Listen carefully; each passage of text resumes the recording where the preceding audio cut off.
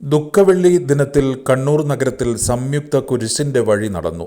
തെക്കി Bazar holy family പള്ളിയിൽ നിന്ന് ആരംഭിച്ച കുരിശിന്റെ വഴിക്ക് Thalassery arch bishop Joseph Pamplany, Kannur bishop doctor Alex Vadakkunthala, Kottayam അതിരൂപത സഹായമെത്രാൻ മാർ ജോസഫ് പണ്ടാരശ്ശേരിൽ എന്നിവർ നേതൃത്വം നൽകി. കുരിശുമേന്തി ബിഷപ്പുമാർ നഗരം ചുറ്റി കണ്ണൂർ സ്റ്റേഡിയം കോർണറിൽ സമാപിച്ചു. തുടർന്ന് കണ്ണൂർ സ്റ്റേഡിയം കോർണറിൽ നടന്ന ചടങ്ങിൽ ഡോക്ടർ അലക്സ് വടക്കുന്തല സന്ദേശം നൽകി.